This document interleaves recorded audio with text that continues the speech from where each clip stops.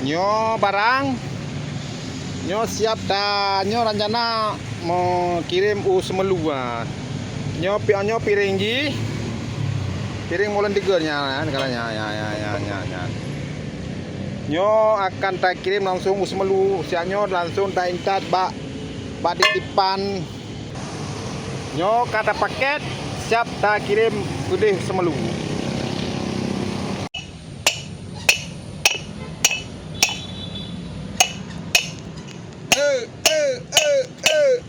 Kita nih bang, wih. Kita ini, tapi bahasa Aceh benar juga. Jut bang, jut. Bang, gut. Nyo kebutuhan mesin atau mesin molen, ya mbak. Nyo pakai top set. Nah, jadi di perusahaan mbak kamu langsung siap kamu kirim seluruh Indonesia. Ya, akan di seluruh Aceh Indonesia. Ya. Nyo pakai diesel. Pakai diesel ya. Ya, pakai diesel. Oke. Daripada susah-susah turun ke Banda Aceh atau turun ke kota-kota beli alat-alatnya. Yang terutama kali kita menjual drop molen ya. Untuk molen tiger atau yang 3 berlian boleh bisa DM saya. Ini dia nih. Nih, perhatikan ya. Banyak ya. Banyak. Ini ring piston. Untuk mesin R175 atau 180. Nah, yang 180 ada juga ya. Nah, kalau ini gigi setiur ya. Nah, gigi setiur ya nih ya, gigi setiur. Kalau ini pompa minyak. Nah, pompa minyak ini pompa minyak ya. Dia langsung DM loan langsung kamu kirim pompa minyak. Untuk mesin dompeng gitu. Nyambat. Nyo gigo setiur. Nyo untuk molen 3 berlian. Nyo 3 berlian.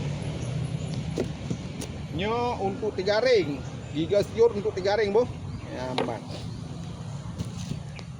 Yang nyo bantalan untuk molen R175 atau 180.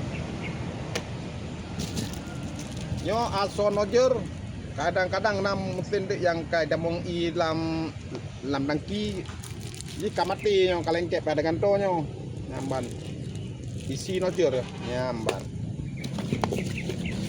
Nyanyi siap kamu mekan siap kamu kirim seluruh Indonesia nyamban.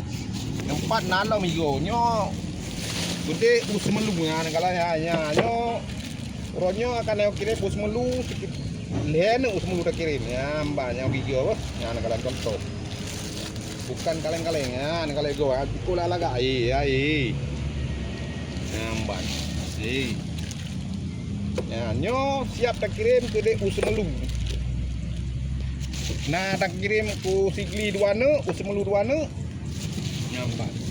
Nah nyo untuk igo setiur pokoknya wadro apabila berminat masalah kerusakan molen DM langsung jasa sewa mesin terlengkap Banda Aceh di follow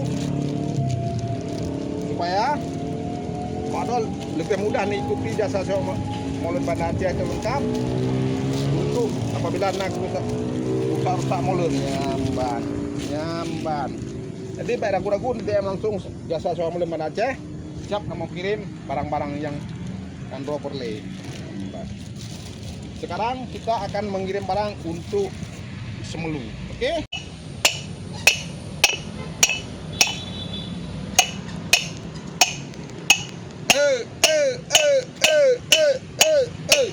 Nah, ini dia tutup dok molen. Oke.